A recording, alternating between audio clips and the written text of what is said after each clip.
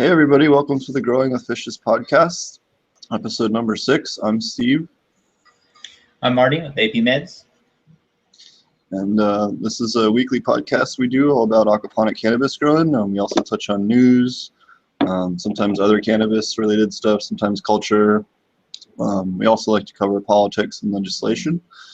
So if you're trying to keep, current as to what's going on, we try to touch on that as well. Marty, what's going on with you this week? Well, I just got a bunch of stuff in that I had ordered because I wanted to kind of redesign my garage so that I can have two larger separate areas for flowering and for vegging both. So I ordered a couple of big storage racks that I'm basically, I think they're 6 foot by 2 foot by, I don't know, maybe a little over 6 foot tall. And so I'm basically going to make a grow tent out of those. I have Panda plastic that I'm going to wrap around it, basically make a grow tent, but then I'll also have the storage shelves to be able to use for structure also. So I got all that stuff in this week and started to go through and kind of figure out where I'm going to put everything and get everything set up and figure out how many plants I'm going to run. So I think I'm going to have 10 plants inside this next run instead of 8. Kind of see how that goes with more plants in the same area, and kind of see how that goes. Other than that, not really too much going on.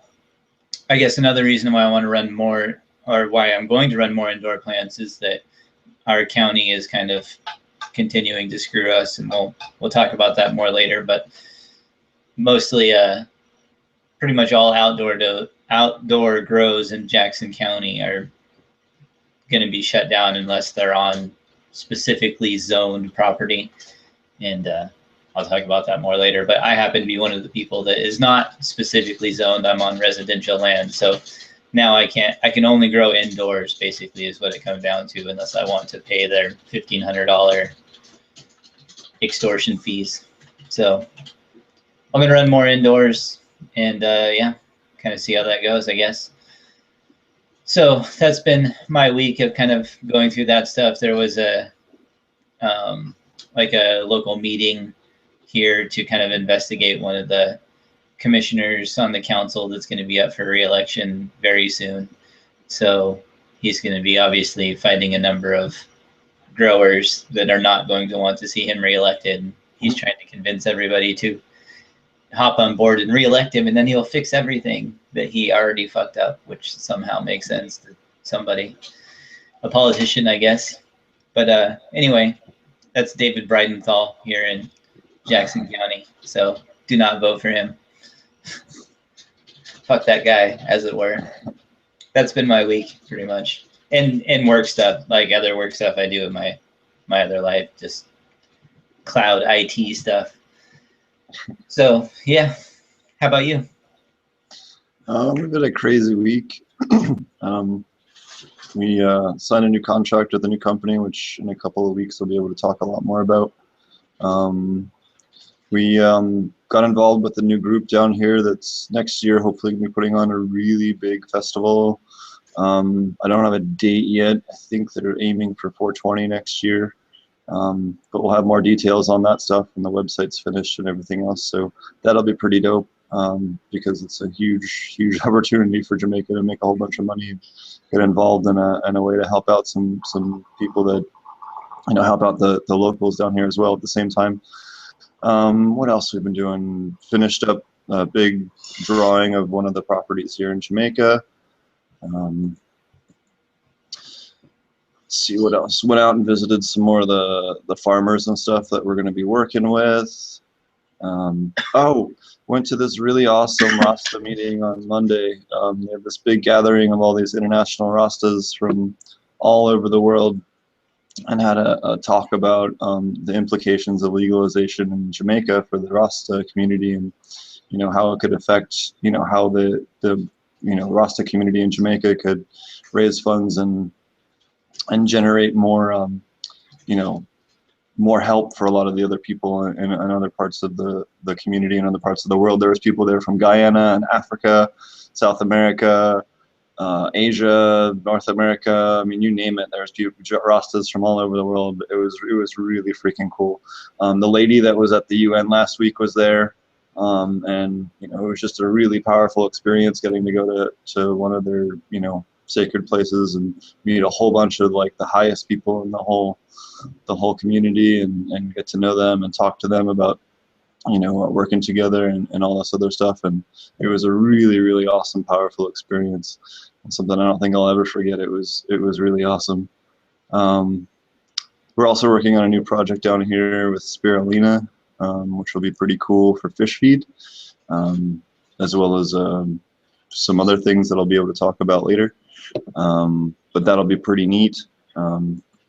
So we'll be able to grow a lot of our own food down here because it grows so well. The licensing is getting really close to being finished down here in Jamaica. We've had another meeting about that, and it's getting pretty close. It's still going to be another few weeks, but it's moving. They're making progress now rather than just sitting around not doing anything, which is the problem. Nothing happens fast in Jamaica, unfortunately. Well, especially in transition, I'm sure. Yeah. Well, that, and they have the transitional government and everything else at the moment. It's kind of a pain in the ass. And then I think that's about it for lately. I'm just trying to have some new projects that like I said, I can't talk about yet, but we'll be able to soon. And that's about it. Yeah, just some real big cannabis projects, and then some cannabis aquaponic related products that will be out later. That'll be pretty dope. That I can't say anything more than that about. Trying to think if there's anything else at the moment. I think that's everything at the moment. Just meeting with the Rastas, learning some cool stuff with them, seeing some of the stuff that they grow. That was, I don't know, that to me was one of the coolest experiences I've ever had in my whole life, to be honest with you. That's awesome. Yeah, I guess it's another reason why I wanted to rebuild the garage too, is I have some new lights coming in. I guess also sort of things that I can't really talk about yet because the light isn't technically on the market yet. But it will be very soon. And what's cool about it is it's from a company that's based here in the United States. I mean, obviously they're still using, you know, Chinese diodes and things like that. Their products are still manufactured there, but they have a large footprint here in the corporate marketing LED space, and they're Nice.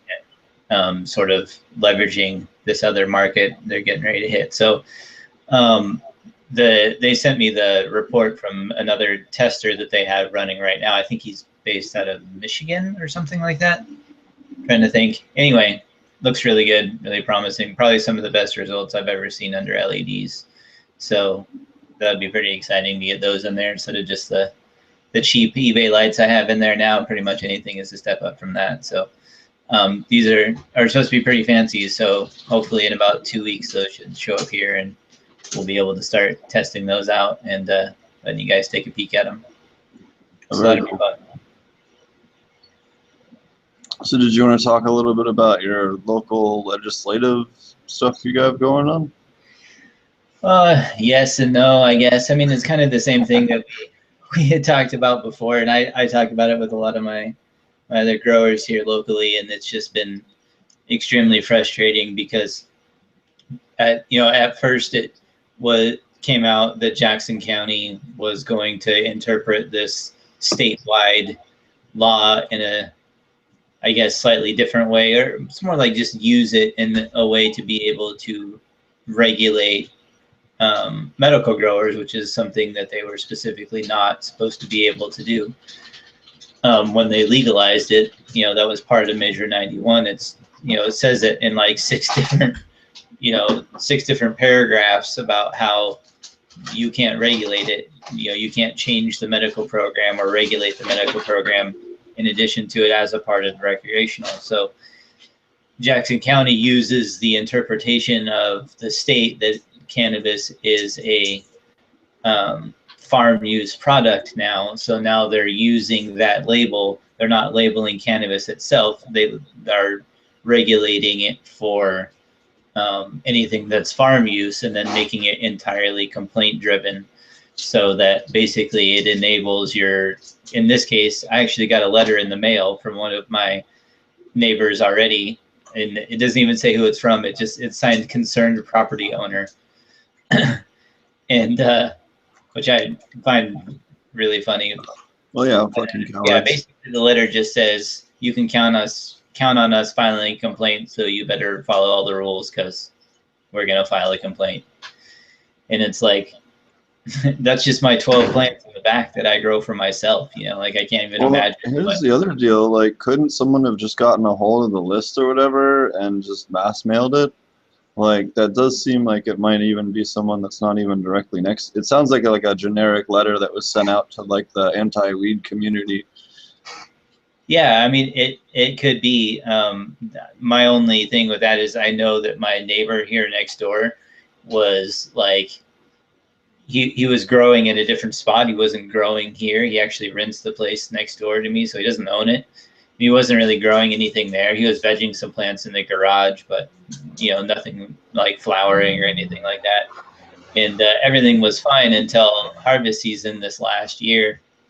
He was like trimming in his garage, and he left his garage door open, and they were sitting out there playing music and trimming weed and smoking and all kinds of stuff. And so the neighbors across the street, you know, it's just a neighborhood here, so you know, obviously they can just look over and see it. So then he got complaint filed with his landlord about it, so he ended up having to get kicked out. So I'm pretty sure he just drew more attention to the fact that we were growing over here. And again, when you've got, you know, 12 big plants in the back, you know, especially like right before harvest, it's a little yeah, you know, so it's not like I'm trying to hide anything, but I do try to, you know, like I try to keep it low key. I don't want to necessarily like draw attention to it. I definitely don't leave my garage door open and have tubs sitting around in my camp chairs while I drink and yell at people and play loud offensive music.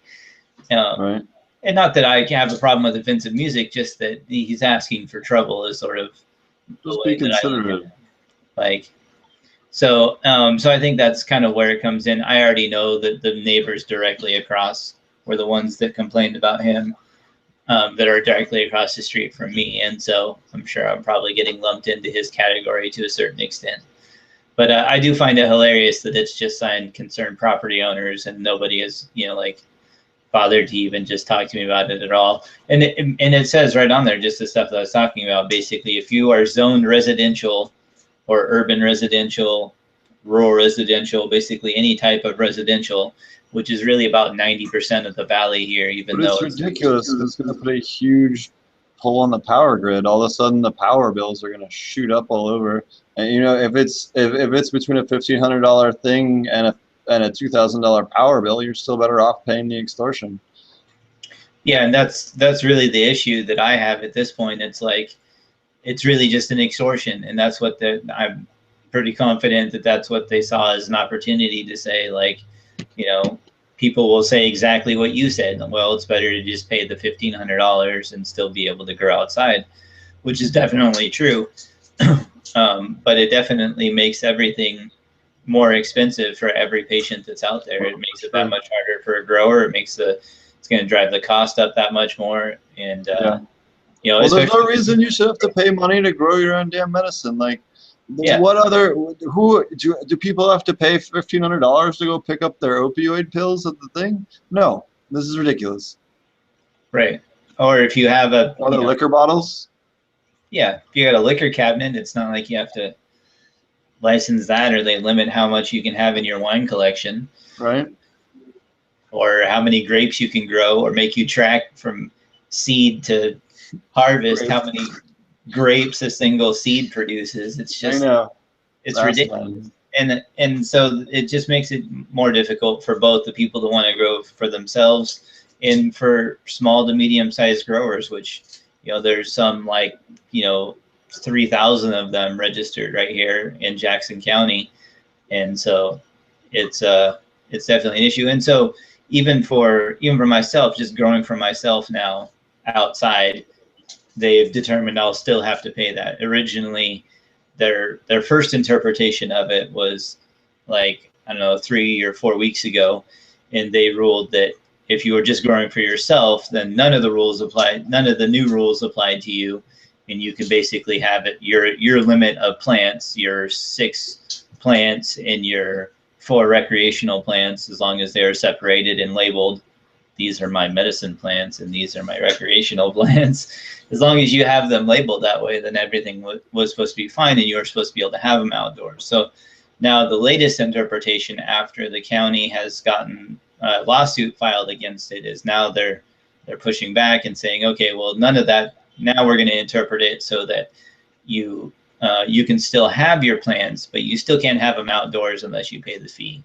So now, even if you're growing for yourself outside, you still get extorted for $1,500, even for just growing your own 6 plants. See, that's ridiculous. It's absolutely asinine. So that's what's happening in Jackson County, and then there's other counties that are basically the more conservative counties. When you look at Oregon, you pretty much have Portland is all of that whole area up there. There's a group of about, I don't know, maybe 15 counties or so that are all relatively progressive, and then the rest of the state is just back ass towards Republican bullshit most of the time. And so you end up with a not friendly environment to grow in probably one of the most productive areas that you could possibly grow in. It just becomes now basically unusable to a large number of people to use it. Everybody from, just because you are zoned residential, doesn't even matter like what size property you have. I know I have people that are zoned rural residential that have like 200 acres, but they're still zoned the special determination they have is rural residential.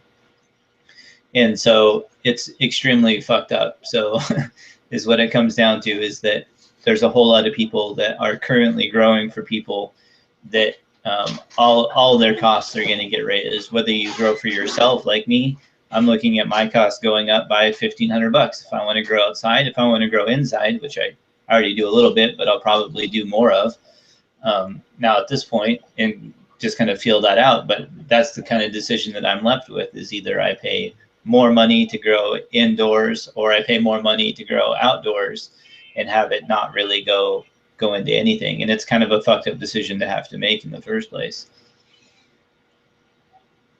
Yeah, I mean, it's just ridiculous. And this is just so, if anyone hasn't gotten legalized yet, this is what they do after.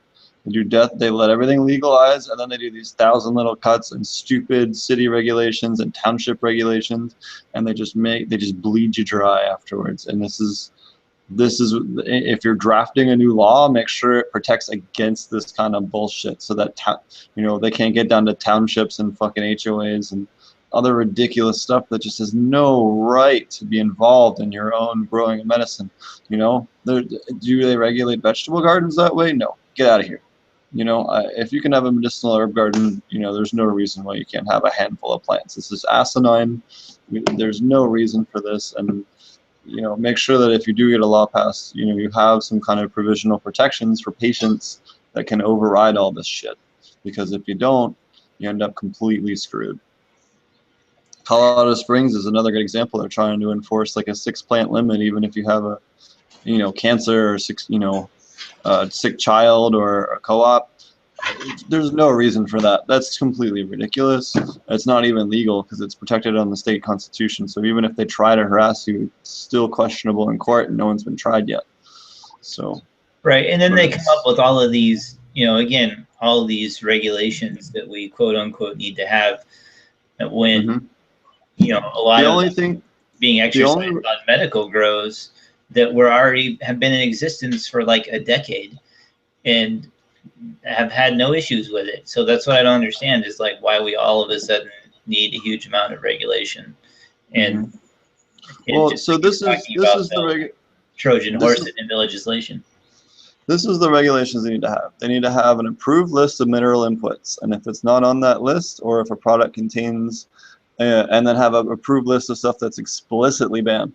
And then if it's not on, the list of approved mineral inputs, you can't use it, period. Okay, so you don't have to deal with anyone getting toxic cannabis. You need to regulate the pesticides and say if it's not on this approved, like Oregon and Colorado do, and say, if it's not on this approved list, you can't use it, because then they can test this stuff for combustion. A lot of the pesticides have been tested for oral intake, not for combusting and doing it after the fact. So that completely affects, whether or not something is carcinogenic. If you have to, if you're looking at how it burns and breathing in the combusted version of it. Okay, and the third thing is a basic cannabinoid and eventually terpene testing on them, because it's no different than putting the proof on alcohol. I want to know that it's this strong if I'm going to buy it, or it has this type of makeup so that it helps me with my medical problem, or whatever it is. I need to know what's in it so that I know whether or not it's going to help me with what I'm trying to get out of that plant or out of that medicine or whatever it is I'm trying to do with it. And those are the regulations that need to happen, and that's not to make anyone's life difficult. That's just to keep everything clean, keep everyone healthy, and make things reasonable for the consumer, as well as if the farmer can prove he's held to that standard, he can get a little bit extra money. And then you add on things like certified naturally grown or organic, like Colorado does now, or they're working to do a structure for. I don't know if I don't think it's implemented yet, but they passed legislation to begin doing organic cannabis stuff. I don't think you can apply for the license yet, but I know that they're working on drafting the regulations. But then if you can grow to that standard, then you can make yourself even a little bit more money, because again, you're holding to a little bit higher standards. So then everyone makes a little bit more money in the long run, and the customer ends up with a better product. So putting a small amount of regulations, as long as they're right as far as production, is really sensible, and it protects both the consumer and the grower. The grower can say, I used everything on this list, and if he can prove it, and someone gets sick and tries to sue him and say, you used this pesticide, you gave me sick, you got me cancer, you got me whatever, he can go back to his records and prove it, because it got tested, and he can prove that it came up clean, and he can totally get the court case thrown out of court. Or you know what I mean? Like, if it also helps protect the grower, it helps protect dispensaries, because if you're testing and you can prove it, that really protects your business, and that's important as well. I mean, look at Colorado. At least once every couple of weeks you hear about someone that's trying to cut corners. Right. I think that the important thing is that you test the product itself to be able to determine that it is what they say that it is, right? I mean, that's ultimately what you have to expect as a consumer. And really the only thing that I feel like that you can successfully regulate without having costs become so outrageous. Like, just now they're going to have to start going through and start regulating a lot of the stuff that they put in, like plant counts, for instance, is one of the things that are now going to be checked on. Basically, if you are growing for anybody by yourself or registered at a place other than where you live, you're likely to get plant counted. That's what it comes down to. And they have the ability to come in and say, we want to count your plants at pretty much any time. And that came in this last set also, whereas before they had to give notice, and there were some certain circumstances that had to be in place before they could just come in and do a plant count. So it's just those little things that they take away like consistently. It's like, oh well, yeah, now it's legal, but we're just going to take this, and now we're just going to do that, and then they start copying off of each other, right? So this county figured out a way to completely ban it, and this county figured out a way to do that. Then you have ads now. Like, I just saw an ad the other night, I think it was last night, where it's basically two doctors from Klamath Falls, which is just east of here, and they banned pretty much all grows, all dispensaries, like pretty much Klamath County pretty much shut down all that stuff on a county vote to not allow the businesses there. So basically, it's legal to possess it. You can have it there. You can smoke it there. And this is for medical too. It's all that stuff, but you can't grow it there. You can't grow your own there. It's pretty ridiculous. See, why? So when can I vote on whether or not to ban opioids in my town? Because I've seen more people dead from those. So can I get a vote in my county to ban all opioid painkillers? Because they're used both in medical and for recreational, and they're a huge abuse problem. I wanna vote on that. Right. And so I It's guess ridiculous. obviously that's never going to happen. And one of the things is that I just don't think it has anything to do with that. Like the ad itself was these two doctors on there talking about the cost of marijuana and about how they've seen such a huge increase in the amount of hospital visits for, I can't even remember what some stupid bullshit People about eating too many edibles. That's all. breathing in anything into your lungs is never good for you and all that, like, just like pointless bullshit. Um, and it gets on the local news, like they basically just buy up advertising and they run ad campaigns and they get interviews on local TV, and then before you know it, everybody fucking believes this shit. And so now you have Klamath Falls, which is basically, like I said, banned all of that stuff, all growing, all that kind of stuff, and other conservative counties start looking to do the same thing. And so it's definitely an issue when you're doing legislation, and we knew that here in Oregon because we saw them try to do that to you guys in Colorado. We knew that going into it, and that's why Measure 91 literally has it written like 6 different ways in order to try and make sure you can do that. And so I think that it's important to say, yeah, make sure it's in your legalization, make sure that it's there, but also make sure that you once have whatever the constitutional whatever the constitutionally protected plant count limit is what you want to, and you can't change it in a township. You can't say that you can't grow it outdoors. You got to make sure you have these protections, because you're going to find, the people that are still trying to fight the drug war, that still got their head up their ass, trying to find little ways to nick and knack at you. Right. Or even like in this case where they defined it as farm use, you have to be careful about how you define the product itself, so that when you do define it as something, it is not something that can be regulated on a larger scale. So that if you say that it's a farm use product, now they can regulate everything that's farm use and have cannabis included in that.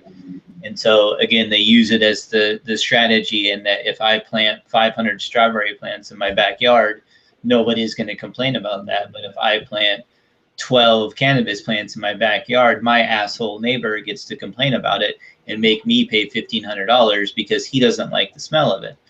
So that's the sort of enabling style that they will end up getting to, regardless of how you draft the legislation. If you don't have people in place that will uphold it, if you don't go vote for who's on your local council, if you don't vote and you put people in place on your statewide legislation, if on every level you don't have people that are going to support the legislation you put in place, they'll just simply pervert it to whatever they want it to be at the time. There's nothing more important than who's in place at the level of your local county, your statewide legislation, all that stuff. That's the most important thing. Those are the people that have the power. Like, it's definitely good. I feel like Measure 91 was written well. It's got good stuff in it to be able that other states should build off of, the same way that we built off of legislation that came before us. And now we have other stuff to learn from. Washington's the same way. They're kind of a cluster, not kind of, they're a lot of a clusterfuck right now in terms of legislation as well, in which they're dealing with the same kind of stuff, where they had definitions and regulations that were put into place on medical after recreational came into play. And so, learn from those mistakes and support people that support cannabis. Don't sit at home and say that your vote doesn't count. If you want to do that for the presidential election, that's fine. But go ahead. I don't think that you should.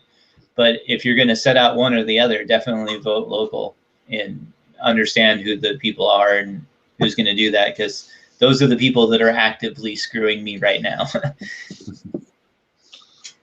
Yeah, your little local councilman and stuff that you normally don't normally no one really gives too much mind to, unless you're trying to get on a school board or move up a political ladder. Half the time, they're the ones that are come back and bite you in the butt, and they're the ones that have enough pissed off little old ladies, and they're the only ones that vote that'll agree with them, or this, that, or the other, people that just haven't been exposed to all the benefits of cannabis. I don't mean to single out little old ladies. But Right. you know what I mean? The little, you know, the prohibitionist warriors is kind of what I see. You know, I kind of think of the same as the people that railed against alcohol and, you know, all the ladies smashing the barrels and stuff. It's kind of the same thing, you Yeah, know. all the Puritans The and Puritans, yeah, that's it. So, and you got to make sure that, you know, you're researching these people and making sure you're at least replacing them, especially if you're at least going to vote on a state ballot. You know, I totally can understand why people wouldn't want to vote for Hillary or Trump. I'm not going to vote for either of them, regardless of who goes. But because they both are sellouts to Wall Street, either way. But that's just my own personal opinion. But at the same time, you know, go at least decide who's going to control your own local area, because if you don't, you're going to end up like Marty. right, or anybody in Washington, or anybody in Klamath Falls. I mean, it's the, you know, it's well documented at this point that, you know, the legislation, even well-written legislation like Measure 91 was, can still be perverted after the fact by people that are pissed off by the fact that it passed in the first place. Yep. That's really 99% of what we're dealing with right now, is that I would say maybe two people on the Jackson County board would be considered pro cannabis, and probably even closer to neutral cannabis. You know what I mean? Like, just not against it. It's not negative towards it. Right. I would say there's probably one that's definitely proactive, because she owns a couple of dispensaries. So obviously she would be considered, you know, people have their own conspiracy theories about her not supporting some legislation to keep competitors out. But obviously I would rather deal with somebody that's pro cannabis business on some level than a lot of the people that are essentially just trying to keep it out altogether. Yeah. So, but it matters. Your local representation matters greatly, even if you can get your state to vote for it. If you're not in a liberal part of the state, like I am here in Southern Oregon, we're definitely not considered liberal in our, you know, anytime they show the voting maps or any of that stuff, where we always, these counties down here throughout all Southern Oregon pretty much always go Republican or conservative, however you want to call it. But just drastic differences between the north part of the state around Portland and that area. As you get down here, it's definitely more rural and just more Republican. Alrighty. Did you have anything else you wanted to talk about as far as that goes on that? Not really. I'll probably have more. Probably have more to talk about in the near future as the lawsuit moves on. And I guess I can give a quick shout out to the Right to Grow people, Right to Grow Southern Oregon Facebook group that has organized and drafted the lawsuit. Sandy and Scotty Diesel and Steve Hunt. There's a local radio show out of Ashland. If you guys want to tune into that, I'll try to post the information. I can't remember what the radio station is right now, but they broadcast it online. So I'll try to put a link in the description for that. And they've done a great job in just organizing and getting that together and getting representation and a lawyer to draft up the stuff, and have just they've shown up at a number of different events. They met with Tommy Chong when he was at the 420 family reunion here, just a little bit north. So that was kind of a neat thing. And they had I think one in Eugene too. I think they had a stop there also. So that was kind of cool to be able to see them meet up there and kind of sort of get some publicity around there. They had a booth and handed out some stuff. So definitely check out the Right to Grow Southern Oregon people. And you know, if you've got a little bit extra to donate and you're from the area, then, you know, by all means give them support. And yeah, we'll continue the fight. And then other than that, I probably won't talk about it too much, except for the changes that I'm making to my system to accommodate for more plants. And I'm going to set up a little bit more environmental control. Like I said, I have build sort of like a grow tent with some shelves. So that's going to be kind of neat to go through and do that. I cleaned out some more space, increasing the number of plants that I'm going to run inside, and kind of shift gears a little bit towards that, at least for now. Is the Right to Grow group the one that's pushing the lawsuit? Or Yes, filing the Right to lawsuit? Grow is currently. For those that don't know. Yeah, they've filed the lawsuit. They so Do you they're want to pretty explain much that for funding the everything people that are just through donations getting? at this point.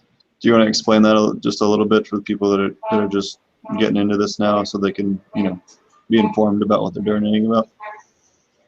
Yeah, so Right to Grow Southern Oregon is basically just a group of people here in Southern Oregon to where we're sort of gathering together to try and lobby for rights as growers against all the stuff that I just got done ranting about. And so they're the people that are meeting with the representatives themselves, that are meeting with lawyers, hiring lawyers, paying for lawyers, and to go through the legislation and interpret it and answer people's questions. Like in the Facebook group, there's countless people that have gone in there and essentially gotten free legal advice from credible sources, which is an incredible, valuable thing to be able to do.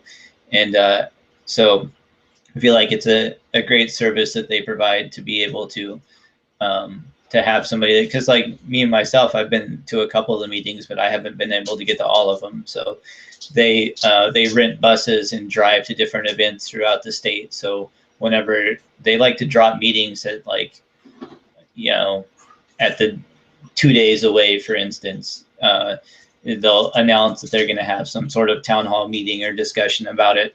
It makes it difficult for people to get all the way to Salem or Eugene to be able to be involved in some of these discussions. So they organize trips, they rent buses, and they'll take a whole busload of people to be representation at these meetings that generally, in a lot of times, they're just trying to have a meeting so that they can put it on record and say that there was a meeting about it and you could have shown up and talked about it, but you didn't.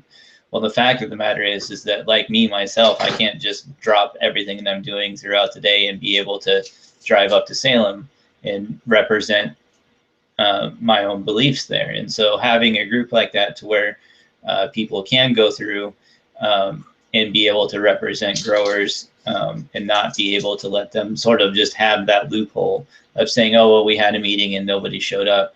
Those people are showing up to every one of those meetings every time they want to slip one through. Every time we have representation there that says, hey, we're the growers here. We're the ones that are providing the medication to the patients. We're the ones that are trying to do and maintain the rights that we wanted to have maintained throughout Measure 91. Without them, there's not going to be some consistent presence at every one of the meetings. So, and everything you donate just goes directly to those things, everything from legal fees, which I'm sure we never actually pay all of, and big shout out to that legal team that helps out. And I'm sure they have their own vested interest in it as well, but they don't have to do it. They could charge everybody individually the way every other lawyer would do for just about anything else. So obviously, morally, I feel like that's a great people to support. And then that's really pretty much the only stuff that your donations would be going to, as far as I know, is that's the stuff they do. They take on the legal fight, take care of all the costs associated with that, and then organizing trips or representation, protests, all that stuff, even the little stuff you don't think of, like renting a bus and filling it up with gas and people and driving out there. It's really awesome. It's glad that we have groups like that, and it's a good example for people that want to help curb some of this stupid zoning crap and other ridiculous stuff. Just people, like, it's horrible that you have to resort to things like that, but it's great that you have a great group and a good example of how to do it properly and how to fight back against this kind of borderline illegal, underhanded control of people's rights. Right. And it did require a significant amount of work. It's not like you can just say, oh, hey, well, this is unconstitutional and that's going to be the end of your lawsuit. People have to understand that you have to go through and find precedents and find out specifically what regulations, what kind of power the county board is supposed to have and figure out what they are in directly a violation of. And so for here, I believe, if I remember correctly, in the lawsuit that's actually filed, was that they were directly interpreting the law that the state passed in contradiction to what its intent was. And the state lawmakers have already said that.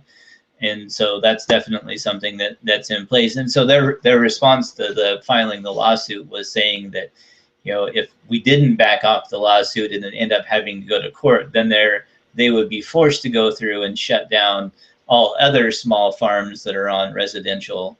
So they're essentially threatening to make us the bad guys and shutting down, local farms.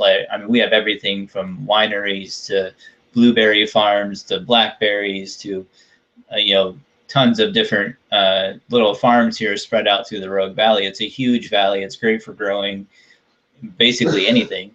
And we have farmers markets, and a lot of that stuff is flourishing, and a lot of that stuff is flourishing on residential land in which they're directly selling and making profit from. And basically the legislation that they passed for cannabis makes all the stuff that they're doing illegal as well. All that stuff is considered farm use, and then growing it and selling it for any type of profit, even if it's just to recoup costs of growing it, whether it's blueberries or cannabis, is now considered that they would all have to pay for their $1,500. They could extort the rest of them.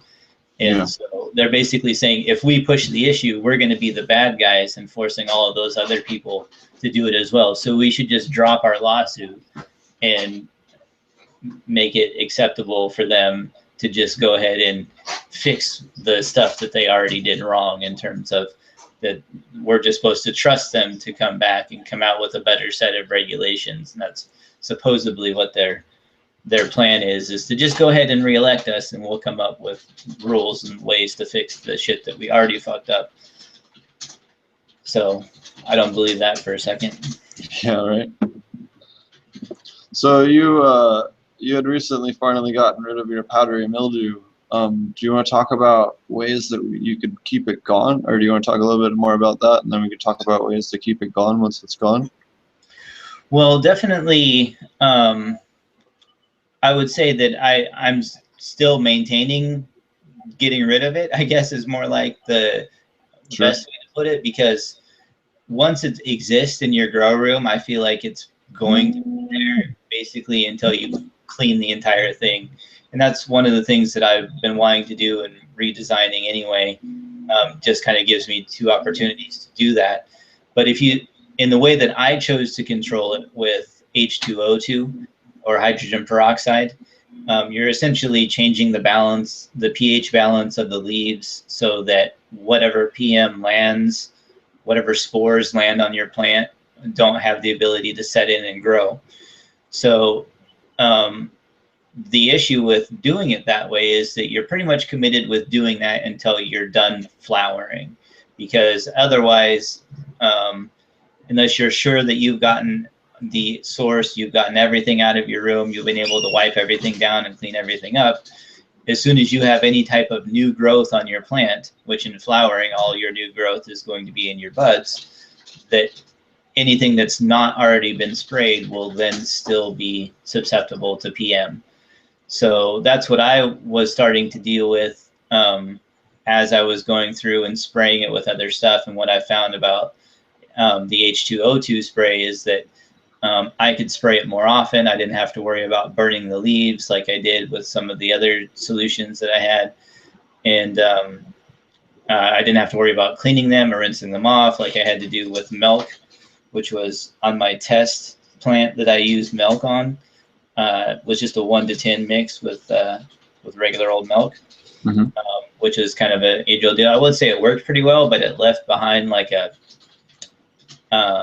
residue, I would say, that almost looked like PM. So it kind of became difficult to be able to tell the difference. So that's why I kind of backed off on that one. But I guess ultimately for me, what it comes down to is that if you're going to use a spray like H2O2, where you're neutralizing everything, you're killing off all the microbial life and changing the pH of the surface of the leaf so that it can't grow, be committed to doing that until you're done and you get to clean the room. Because I guess I feel like the only way to get rid of it 100% Mm-hmm. is to clean everything. And that might be just like my own paranoia, but that's what I'm going to do as soon as I'm done with this current run that I'm on right now, is I'm redesigning the whole room. And when I go through and do that, I'm going to wipe down everything, clean up everything, kind of clean every surface.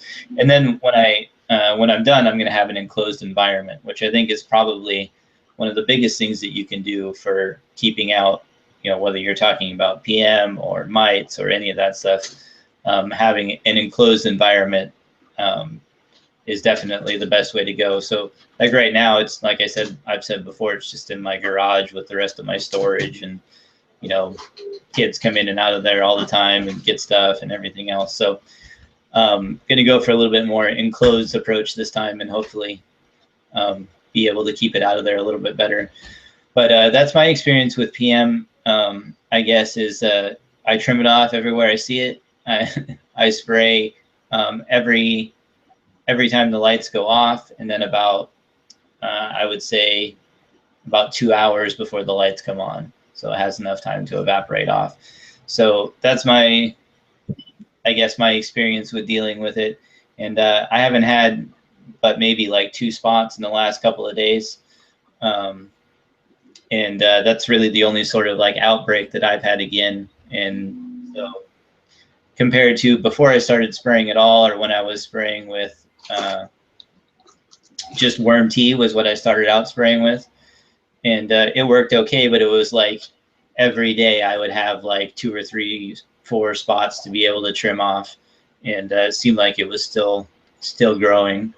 So that was the only thing that I found to really keep it down and out and not really have it pop up at all, was to continue spraying twice a night. And so I guess the question of how to get rid of it altogether is sort of different from how do you deal with it when it's there, because unless you can just basically harvest what's there, if you're willing to do that, or sort of be committed to dealing with it until your run is finished, that's pretty much what I found with it. So maybe you've had better luck. I don't know. So what I found with the PM, well, first off, ever since I switched to dual root zone planting, I haven't really seen it a whole lot. But the other thing I've been doing in conjunction with that is I've been regularly dosing with Bacillus subtilis and silica into my res, and making sure that I'm maintaining both of those. And ever since I did that, I seriously haven't had an issue at all. Bacillus subtilis is a commonly used, it's a microbe found in all soil. It's commonly used for animal feed. It's in yogurt. It's in a whole bunch of different places. But it's a probiotic, and it happens to go after fungal spores. And if you directly dose it into the water, it's harmless to the fish, and it really helps with basically giving the plant an extra immune system. You can also spray it on the leaves to directly go after it. If you find a little patch of PM real early on, it's actually one of the better treatments. The other thing is with silica. Silica helps with increased yield. It helps with pest resistance. It helps with heat stress and pH stress. It helps with aluminum and iron stress. It also increases phosphorus availability, as well as how much the plant can resist frost. All of those different things. What I've used a bunch of different stuff. It depends on what I need to do with the water. If I need to raise the pH, I'll use potassium silicate or calcium silicate or calcium magnesium silicate. You can use all 3 as a pH up, as well as a silicate additive, or if you want to add silica and calcium or potassium or magnesium, you kind of take your pick based on what you need to adjust at the time. The best one that I've liked, or at least the one I use the most, is a zeolite based, because zeolite based is silicon dioxide, and that ends up providing a lot of silica without changing your pH at all, whereas all the others will raise your pH. But I definitely would recommend, if you're using like a potassium carbonate, switching, or potassium bicarbonate, definitely consider using a potassium silicate instead, or alternating every other, or if you want to stick to your normal regimen using a zeolite-based product. The two that I like the best are Growers Magic or Keto Silica by Keto Life. But there's other silica ones. It just happens to be the one that was the easiest available, and so when I use, and we'd worked with them a little bit, and I really liked it. I still use it back home. We're gonna try and see if we can get some of it down here, but it's the one I like the best just because it doesn't alter the pH. I can add it anytime I want. I don't really have to worry about it, whereas with all the others, I need to wait till my pH goes down a little bit and I need to adjust, which is kind of annoying. But a lot of your products out there, most of the ones that add silica are potassium silicate based, which will move your pH some. A lot of people aren't aware of that. And then you're going to have to go and add pH down, which, then you're adding a pH up, then a pH down. It just causes problems when you start to go back and forth.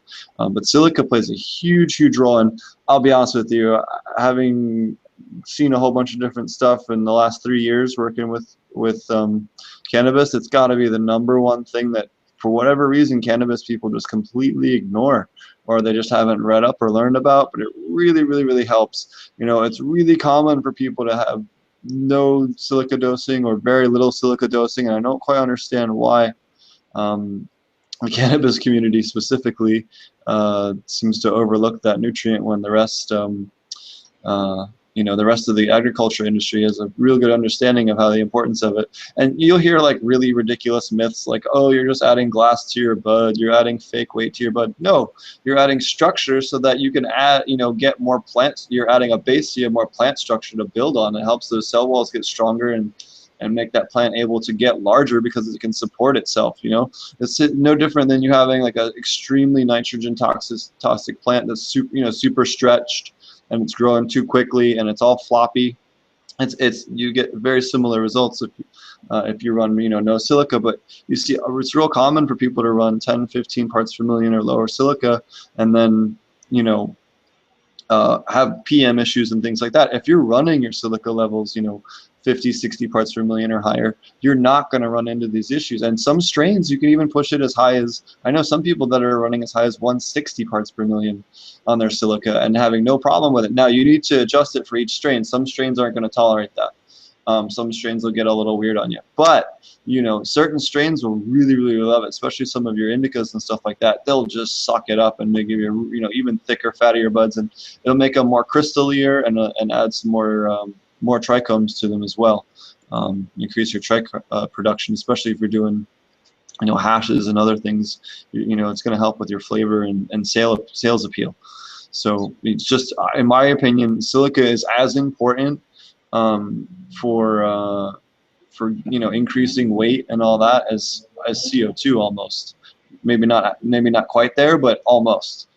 It'll make a noticeable difference. And not only that, it helps with the pest disease resistance so much that why would you not use it? It's not per run to use because the dosages you need aren't that high. Right. Especially if you're using silica dioxide, it's a little bit more expensive, but the dosaging is small. So, a little bit goes a long way. And it's one of the most overlooked, the most overlooked nutrients. And it's one that when I teach cannabis classes, I lump that in with my macronutrients. I mean, to me, it's that important. Right. I definitely think so too. And I have read a lot about it actually. And like you said, the cannabis community doesn't have a lot of information on it, but there's definitely a lot of research on it in other fruiting plants. So definitely take a look at that stuff and do some of the research like he was talking about. But don't look specifically for cannabis stuff because there's not that much information about it. Not that there's information that it isn't needed or there isn't information on, but I did find some information on the IC Mag where there was a pretty good discussion about it. But for the most part, I didn't really find any like significant mainstream studies or anything about it because we talked about it before too. And I definitely think that hits a good point too, which is that having healthy plants to start with is definitely, and keeping PM out is definitely more effective than dealing with it once you already have it. There's sort of like two different ways of doing it. And I also wanted to check too, because I was pretty sure that we had this conversation before about, you'd mentioned that Bacillus stabilis before. And when I picked up these NPK raw nutrients that we talked about before, I was looking on the back, and you can see right there, that was in the mix that I did try to start with. But that was I had originally tried these before before I had found that dead fish and the big spot of PM down underneath, and so it may have not been a fair shot, I guess, at because I wasn't really treating the source. By the time I had found that and got it all cleaned up and stuff, I'd already pretty much had decided that the H2O2 was what I was going to stick with, and next time I'll probably switch that around and I'll probably have labs that I'll also mix in some of this stuff in with as well, because I didn't have I'd used all my labs in my worm bin, so I didn't have any made up to be able to do, and it takes about a solid 2 weeks or so to be able to get a good mix, labs mix going. So that'll probably be my plan for next time. And I think I mentioned that in one of our previous videos also, is that's a great thing to keep on hand. You can add molasses to your labs and keep it in the fridge for like 6 months, and just have some there so that if you do have an issue like this, you're not like me and, you know, basically stuck having to fight PM for 2 weeks before you can spray it with labs. You'd be able to treat it right away and be able to deal with it faster than I did.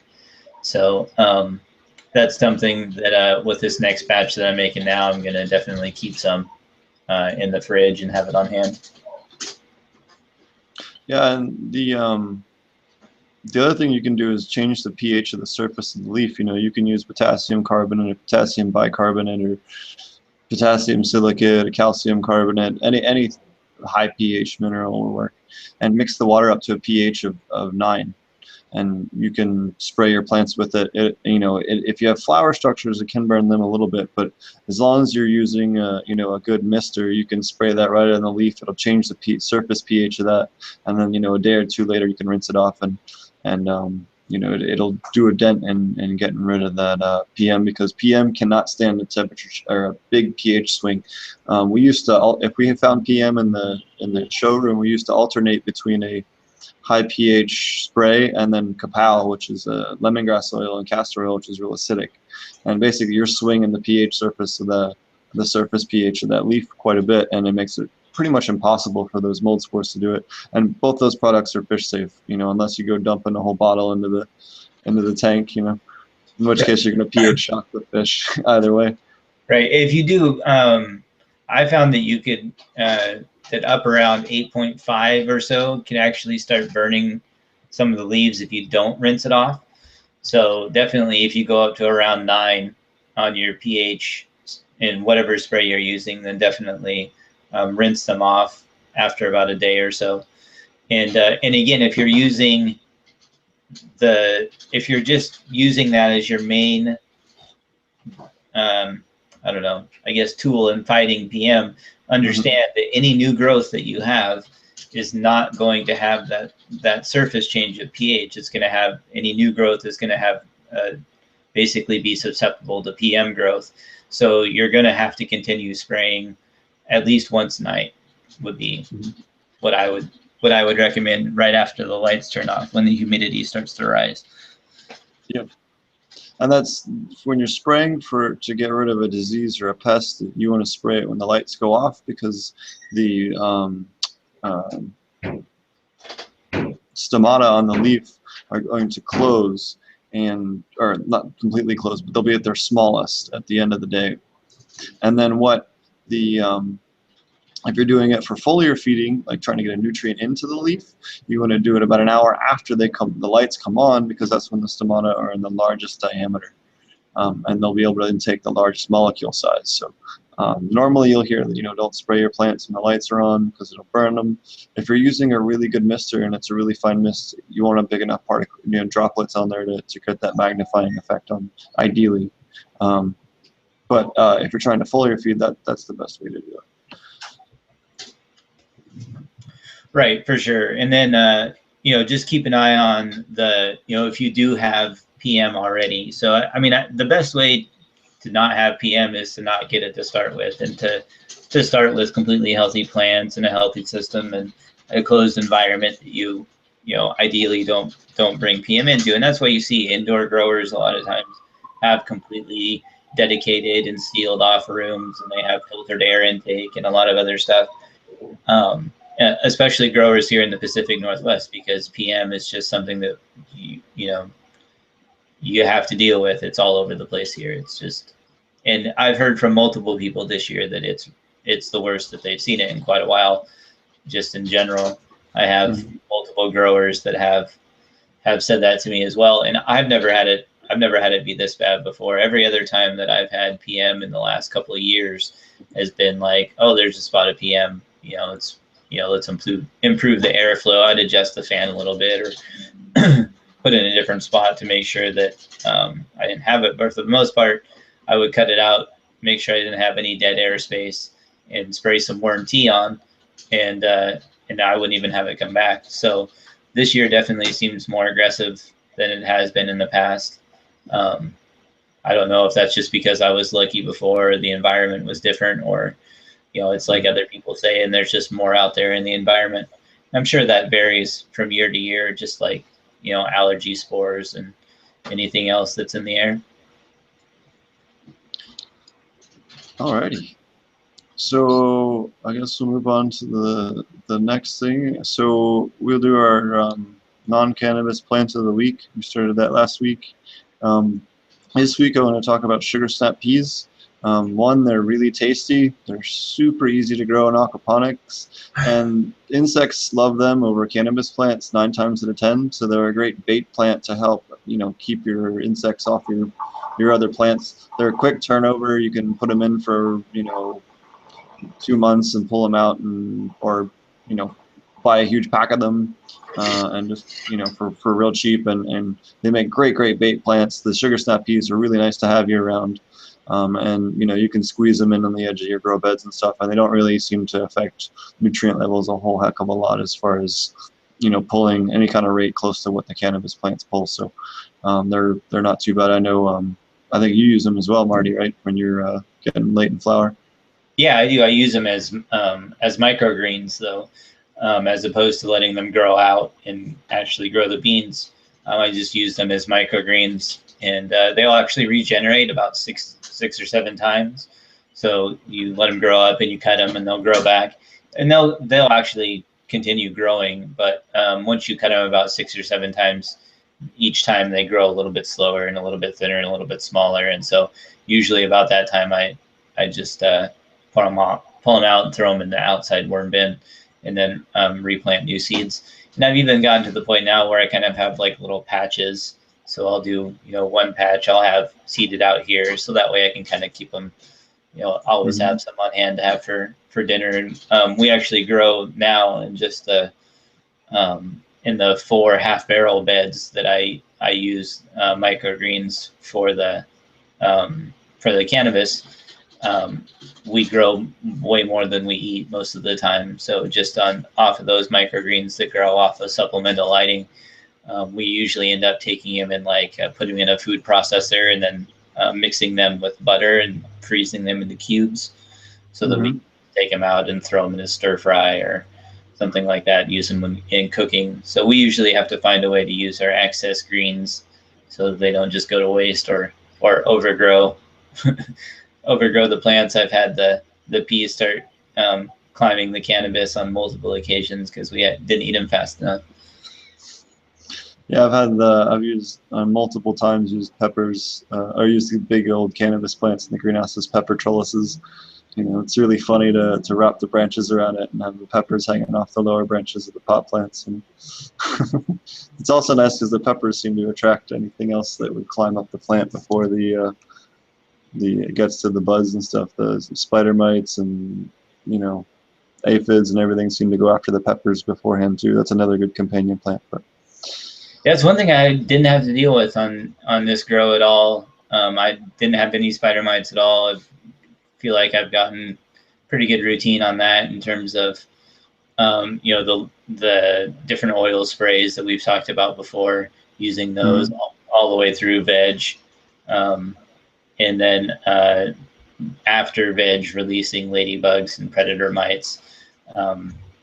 About a week or so into flower, for me, has been pretty successful in keeping them out the entire time. I haven't had any on this run. I had some on the last run. I've actually had some in the first 2 runs that I ended up taking care of with both of those we talked about before, the oil spray and the predator mites, ladybugs, been the combination that I work the best. And those are probably, I would say PM and mites of some sort are probably the 2 things that you're just about sure to deal with if you grow plants indoors. Or I guess if you grow cannabis indoors, especially anywhere that has, a moderate climate, I would say, not extremely arid, might be able to get away with it. But anywhere where the humidity outside raises and lowers drastically, and you get those changes in temperatures. So anywhere you have a moderate climate, you're going to run into PM, and probably mites. Both are the 2 things that you want to be prepared for. So if you're a beginner, get started, and you're looking for stuff to be prepared for it, those would be 2 things that I would recommend you be prepared to deal with. And it's really the same whether you're growing in aquaponics or anything else. I guess the difference being that you have to be a little bit more careful. Well, obviously you can't just spray anything onto your plants when you're doing aquaponics, but really you shouldn't do that anyway. So I guess it's not really overly different, but maybe it's not as tempting to spray poison when you know you have fish down there that will die if you do it.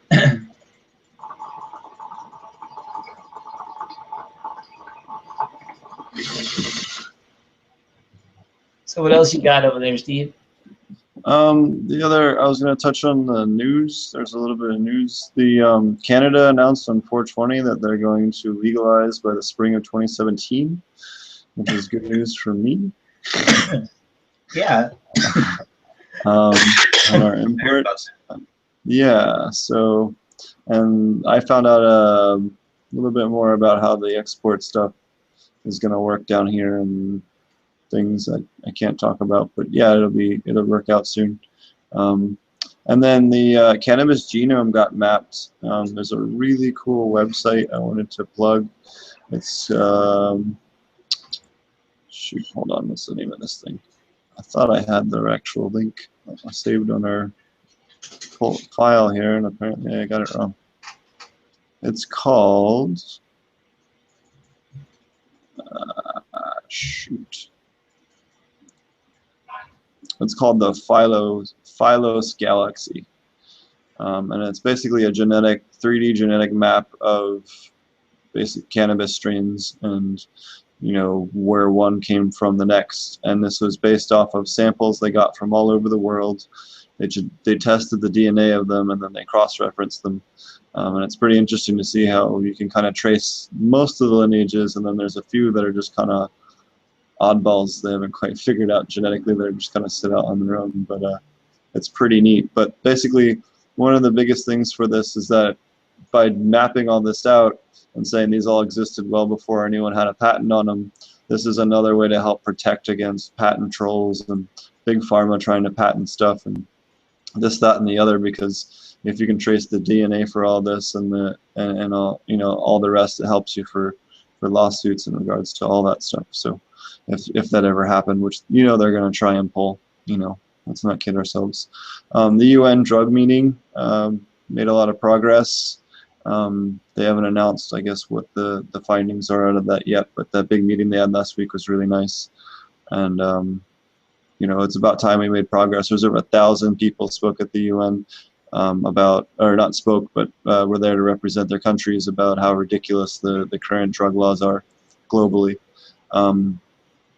And then for Can I Use, we had 2 products this week. We had someone ask about iron, and next week we'll get into iron different types of iron. We're just don't have quite as much time as we always do this week. And then, so this product's called somebody asked about Dr. Iron, which is commonly found in a lot of box stores in the US. It's listed as OMRI listed. And it is iron sulfate. And iron sulfate you can use in aquaponics. Just be mindful that it will also turn your water red. quite a bit. It will turn it red? Yes, yeah, but you can use it. It's not the one I would recommend. You know, I would recommend using DTPA, but if you don't have any other options, you know, you can use it in a pinch. It's not going to kill anything. The other one that we got a question about was Bonide. I'll give you the exact product name here in a second. It loads.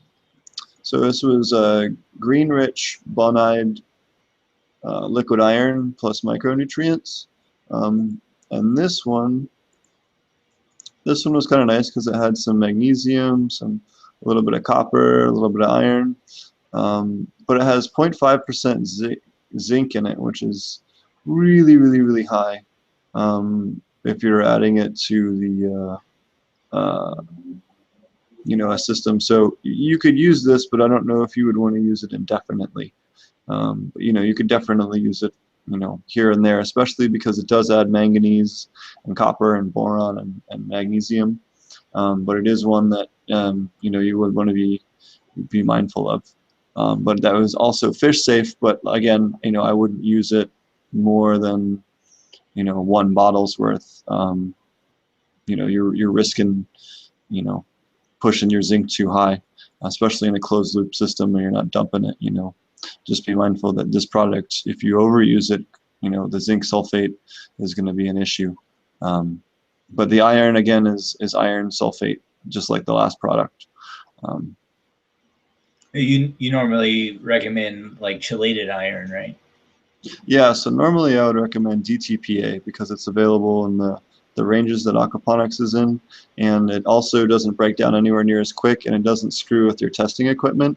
If you use EDDHA, which is a really common one, it's also one that's recommended in some videos out there about aquaponics. That's fine if you're doing hydro and you're not doing titration tests for individual nutrients, or you're not sending it out for commercial analysis. But if you are, it's going to screw up. You can't use HANA testers. You can't use most titration tests for nitrates. It'll give you all kinds of weird readings for iron if you try to use a lot of iron test kits for it, because of the way that it affects light going through it. So it screws everything up, and it's also doesn't last as long in the water as the DTPA. Unless you're in direct sunlight, then they're about equal. But if you have your tanks covered, you know, the way they should be, at least as far as sunlight goes, it has a UV breakdown, and you're not using a UV sterilizer, you know, you're way better off going with DTPA, which is the one that you should be using, you know, ideally anyway. And that's all I had for that part. If you guys have any questions about that, definitely let me know. We have another giveaway this week, thanks to Atria Hydroponics in Oklahoma. Let me look up the thing from last week, and we'll pick a winner here. But we'll have another nutrient line gift from Atria Aquaponics this week. Let me go back. Did you have anything else, Marty, while I'm looking this up here? Not that I can think of. I think we talked about all the stuff I have going on. I'll probably have some more stuff to share once I sort of get my rebuild done here.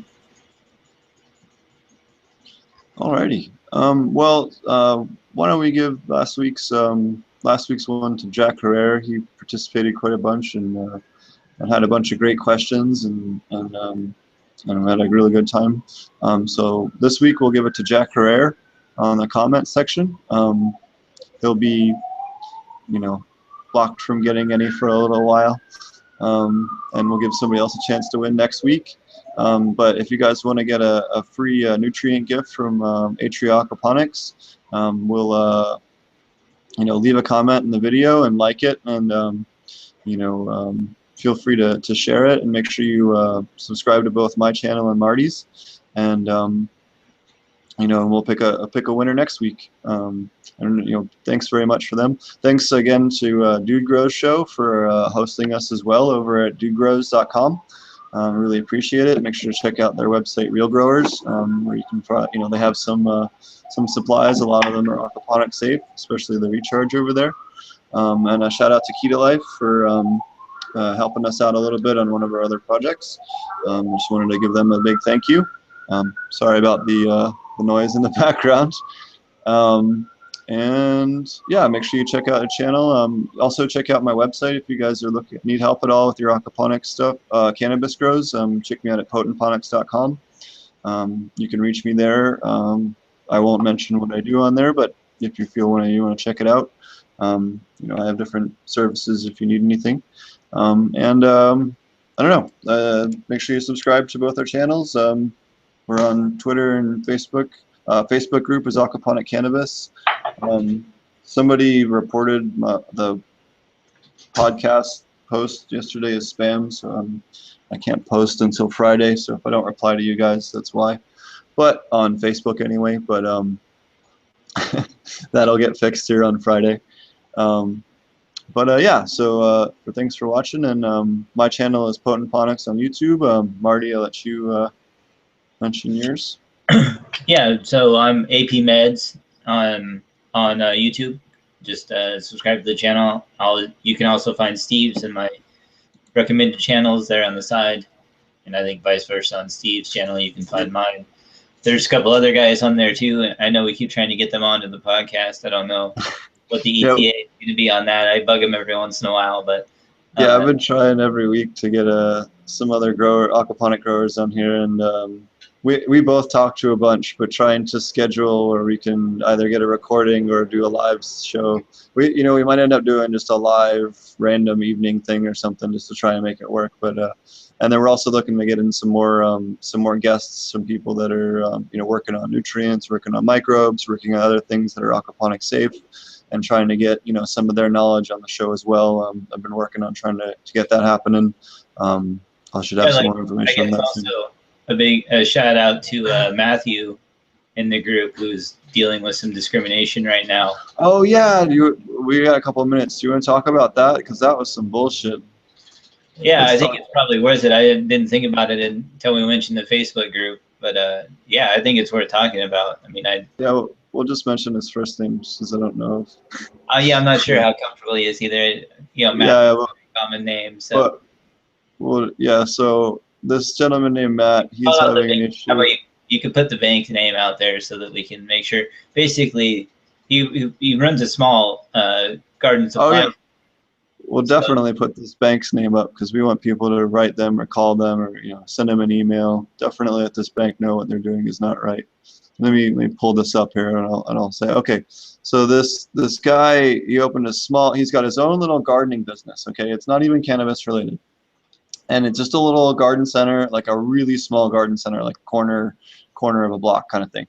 And but some of the people there are growers, and he's in a state where it's perfectly legal.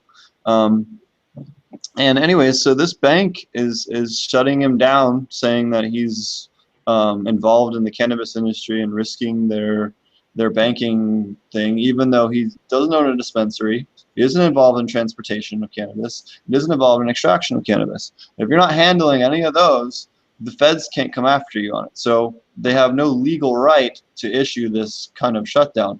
But they're hurting this guy's business, they're hurting his ability to pay his bills, hurting his ability to feed his family, all this other crap with zero basis. And they're trying to say that an anonymous cop had an undercover camera on them that showed them a video to the bank. Now, he went to the local police department and was like, okay, this is the letter I got from my bank, this is the information I got from my bank, I need, what's going on? Did you or did you not have an informant in the store? I have 6 cameras that can prove that nothing, because he has 6 cameras inside the store, and he had all with microphones. Or maybe I don't know about the microphone part, but he's got 6 cameras in the store. Anyways, so the cops said they had no idea what he was talking about. They have never even had a report about his store on record with them, and that there was no issue, and that they absolutely did not send someone in with a camera, nor that they had any issue. That was the bank's, that's what the bank said. So now he's in this he said, she said with the bank that's turned into this big long thing, and they're telling him he has to pull all of his funds by, I think it's May 1st, or they're gonna send it to him in the mail. But totally screwing up this poor guy's business's ability to buy new stock, you know, keep things in stock. Yeah, he talked to both the local chamber of commerce is the one that said an anonymous police official had a camera pointed at him talking to customers about cannabis. And when he talked to the police department about it, the police said they had no clue what he was talking about. Yeah, and who knows, like, who'd actually believe in that situation, whether they would tell him if they actually did or any of that stuff. But they're just trying to intimidate him out, and it's illegal. You can't file false accusations and then affect someone's ability to do business. You can sue for damages against that, even a bank in this situation. Right, and as a small business owner, you know, even though obviously my business is completely different, but any small business owner will tell you what a burden that is to have to set up all of those new accounts again, even if just switching to another bank just because you were unhappy or whatever reason. You know, it impacts all those relationships you have with all your suppliers. It, you know, changes all the information you work with your accountant. It's going to be more work because they're going to have separate accounts to be able to track. I got 1 second. I get at the door. Sorry, I don't mean to be. Go ahead. I just have to get the door. Sorry. So it's a huge burden for a small business owner to have to go through that. And so, yeah, I really feel for the guy. It's clear discrimination. They basically told him that they're just choosing to not do business with him because they think he might sell stuff to cannabis growers. And it's not like actual, you know, like he was saying, it's not like actual product. It's not like he's selling clones. Oh, they complained about stuff being, cannabis being grown in the window. And it's not even cannabis. It was like vegetables. So because he has vegetables growing in his window and somebody mistakes it for cannabis and they complain about, he posted pictures of it and it's seriously like, I don't remember what it is, but it's like leeks and green onions and like kale and crap. You know, like I just can't, like the amount of discrimination to me is always, it's always shocking. It's like the letter that I got in the mail here, you know, like I can't believe that somebody went to that much trouble just to tell me that they're going to file a complaint against me. It is just beyond me. And then people like this that are clearly carrying out discriminatory acts against the business that's not even, that just might be related to cannabis. It's ridiculous. You're on mute, Steve. You know, if you're gonna pick on this, you gotta shut down Taco Bell and Pizza Hut because they're equally as connected in that regard, as far as distance from growers. Like, this is stupid. You know what I mean? This is absolutely ludicrous. Right, and the fact that people believe so strongly against it is still beyond me. You know what I mean? Like, yeah. Just the guilty by association can still carry that much weight for somebody. To me, just seems ridiculous. Yeah, so he's having he's got 4 cameras set up, and they cover the whole of his showroom. And he's got 2 more in the back. So he's got 6 total, and they cover everything, and he's still having to, you know, fight it out with the bank. So did you see where they said that he was growing cannabis in the window and he posted the pictures of it? I missed that part. It's hilarious. You should look at it. It's like not even close. I don't know how anybody. Oh yeah. I don't know how anybody. So to describe this for people listening, it's like a bamboo raised planter bed with a horizontal hydro trays above it and a grow light and fish in it. And there's leeks in a floating raft and a bunch of seeds starting, and then there's like, looks like small kale. You know, and in no way is there anything that even has the same number of points on a leaf as any cannabis plant. Better yet, anything that isn't remotely the same plant structure. Even like a pepper there, where you could say, oh, at least the structure is similar. You know, it's just asinine. So, you know, but this is the kind of crap you're going to have to put up with post-legalization. It's just absolutely ridiculous. And this is why we need to get a freaking banking regulation law on the federal end. We've been fighting for this for years, and we still haven't gotten it yet, and it's still the biggest hurdle in the cannabis industry. It's the federal banking regulations. So hopefully when it gets rescheduled, that should finally end. Yeah, I hope so too. I mean, rescheduling definitely seems like the next logical step and would cut out a lot of this bullshit to start with, because pretty much they bank on every ruling not being able to go anywhere in a federal court because of it. It makes lawsuits for any of this stuff extremely difficult. And that's part of the reason why I mentioned the right to grow lawsuit, is because their particular lawsuit, you can't have anything to do with cannabis if you want it to get any sort of actual traction. So they're not really suing them for something directly cannabis related. What they're suing them for is their contrary interpretation of a state law. So you interpret a state law different than what it's intended to be for, is technically against the law here in Oregon. So that's why it has to be drafted so particular. And if you didn't have that issue, if any of these direct cannabis issues could be heard in a federal court of law, so if it was rescheduled, then when these cases got to the federal level, they wouldn't have that to throw it out. Because right now, anything that you have directly related to the cannabis industry, as soon as a lawyer hears that it has something to do with it, they're automatically going to go, well, you're not going to be able to win, because they'll just take you all the way to federal court, and then it's lost. So it literally shuts down every avenue that you have legally to pursue action when it's directly related to cannabis. Oh, I remember. What was the name of that? I want to publicly shame this bank, because what they're doing is wrong. What is the name of this? Hold on. I need to find the letter. I know he posted. I'll find it. Yeah, he underlined it. And this guy's going through hell. It's not right, and I want to support him. And if you guys are going through something else like this, let us know. We're happy to help you too. We'll publicly shame people all day long.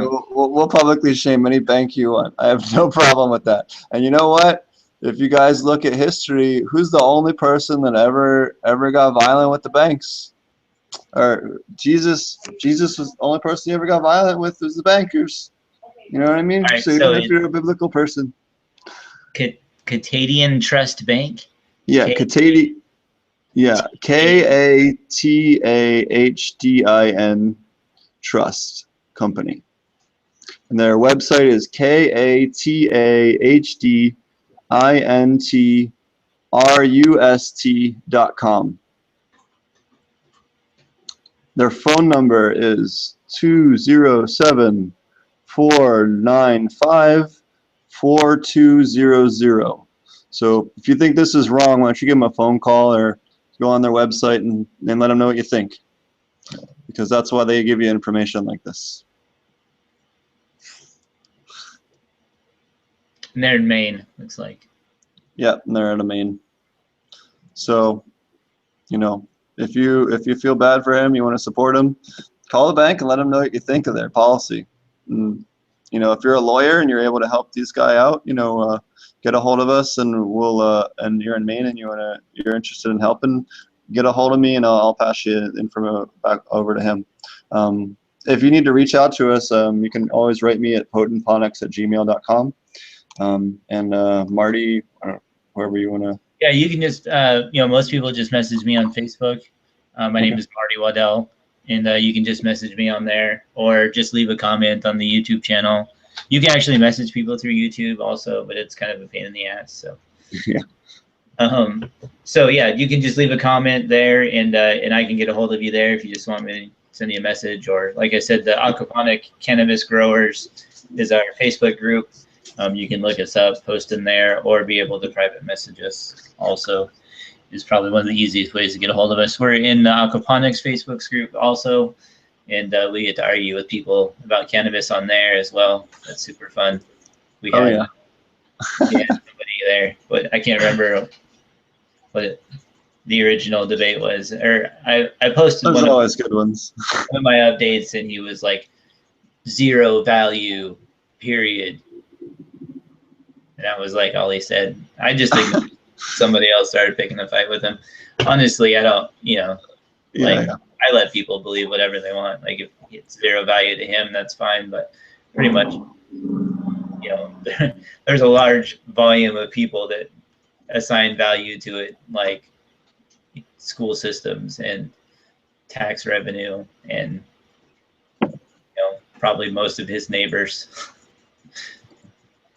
So he was upset that apparently everybody who he tells he does aquaponics thinks that he grows weed. Like was his big issue with it, which I thought was kind of funny. Maybe all his friends smoke weed.